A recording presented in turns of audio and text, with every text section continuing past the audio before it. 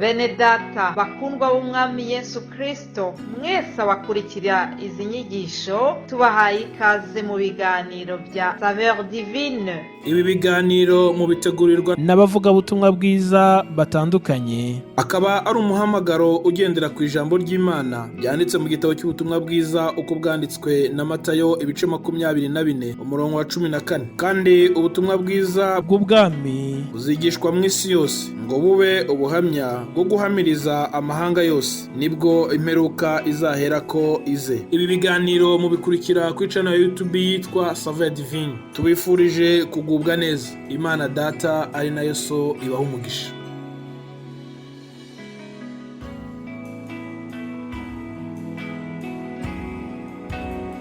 Bifurije amahoro ava ku Mana, umuremyi w'isi n'ijuru.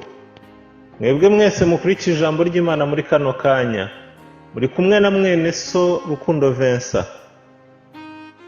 Tukaba tugiye kuganira ku kwicisha bugufi. Kwicisha bugufi cyangwa se guca bugufi. Dusome ijambo ry'Imana mu rwandiko Pawulo yandikiye Abafilipi, ni igice cyaho cya 2, turahera ku murongo waho wa 5 tugere ku murongo wa 11. Dusome: mugire wa mutima wari muri Kristo Yesu, uwo nubwo yabanje kugira akamero k'Imana, ntiyatekereje yuko guhana n'Imana ari ikintu cyo kugundirwa, ahubwo yisiga ubusa, ajyana akamero k'umugaragu w'imbata, agira ishusho y'umuntu, yicisha bugufi, araganduka, ntiyanga no gupfa, ndetse urupfu rubi rwo ku musaraba. Nicyo cyatumye Imana imushyira hejuru cyane, ikamuha izina risumba ayandi mazina yose, kugira ngo amavi yose apfukame mu izina rya Yesu, ari ay'ibyo mu ijuru cyangwa ay'ibyo mu isi cyangwa ay'ibyo munsi y'isi, kandi indimi zose zihamye ko Yesu Kristo ari Uwiteka, ngo Imana Data wa twese ihimbazwe. Imana ishimwe cyane. Turimo kuvuga ku kwicisha bugufi.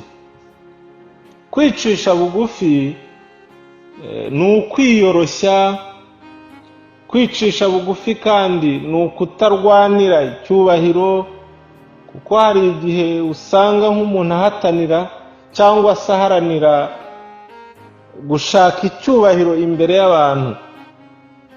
Kwicisha bugufi habamo no kumenya gusaba imbabazi uwo wahemukiye igihe wumva umutima wawe ubikwemeza, kuko umuntu utagira guca bugufi muri we, burya nubwo yaba yemezwa n'umutima we ko yakoshereje mugenzi we, ntabwo ajya yemera kumusaba imbabazi.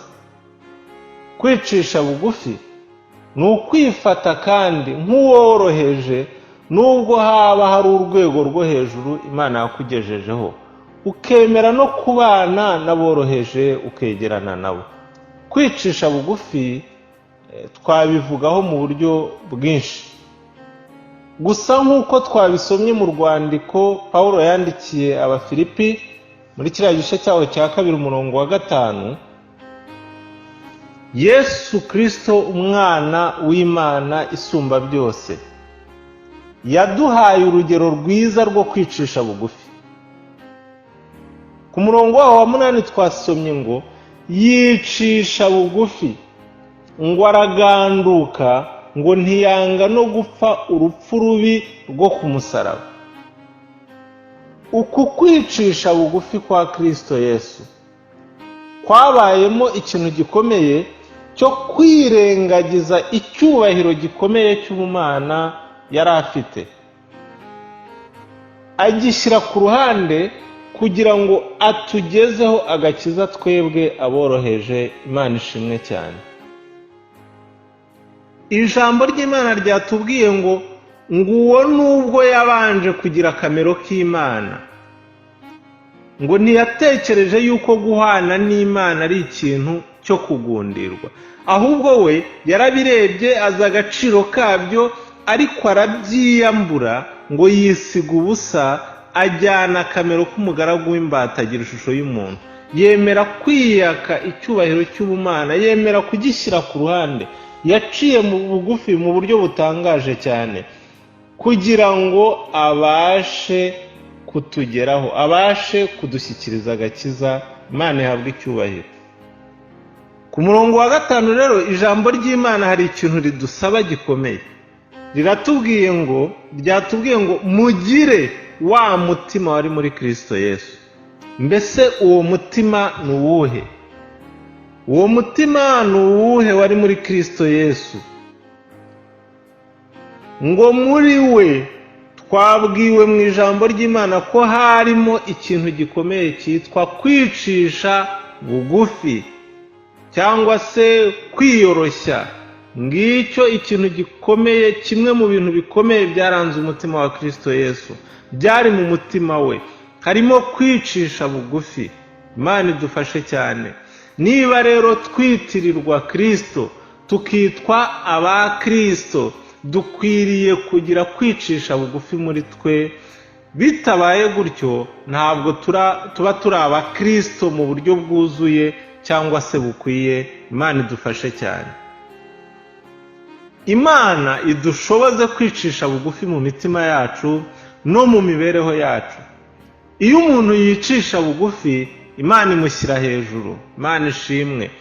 Iyo usomye mu gitabo cy'Imigani igice cya 15 ku murongo waho wa 33, haravuga ngo kubaha Uwiteka niko kwigisha ubwenge, ngo kandi kwicisha bugufi kubanziriza icyubahiro. Imana ishimwe cyane. Zimwe rero mu nyungu zo kwicisha bugufi harimo gushyirwa hejuru n'Imana, harimo guhabwa icyubahiro. Icyubahiro utishakiye, udaharaniye, ahubwo uhawe n'Imana. Imana ishimwe cyane. Kwicisha bugufi kwa Yesu Kristo twabonye ku murongo wa 9 muri kiriya gice cya 2 twasomye, ngo nicyo cyatumye mu Bafilipi Imana imushyira hejuru cyane, ikamuha izina risumba ayandi mazina yose. Imana ishimwe. Rero kwicisha bugufi gutuma umuntu ahabwa icyubahiro, gutuma umuntu ashyirwa hejuru n'Imana. Imana ishimwe cyane. Hari igihe twebwe abana b'abantu dushakisha icyubahiro, tugashaka kubahwa cyane no kwemerwa n'abandi, ariko ijambo ry'Imana riratubwira ngo abashaka ubwiza n'icyubahiro no kudapfa babishakisha gukora ibyiza badacogora, izabitura ubugingo buhoraho. Niba ushaka ubwiza ukaba ushaka n'icyubahiro, ngo wowe haranira gukora ibyiza gusa udacogora, wicisha bugufi, Imana ubwayo nizakwihera icyubahiro. Imana ishimwe cyane. Nizakwambika ubwiza, nizagushyira hejuru. Imana ishimwe. Ndagira ngo iryo jambo tuvuzeho riboneka mu Baroma igice cya 2 n'umurongo wa 7. Ndagira ngo dusoze nkubwira wowe ukurikije ijambo ry'Imana muri kano kanya, kw'Imana binyuze mu ijambo ryayo ishaka ko ugira umutima wo kwicisha bugufi muri wowe, ishaka ko ngira umutima wo guca bugufi muri jye, kuko dukwiriye kugira wa mutima wari muri Kristo Yesu. Imana idushoboze.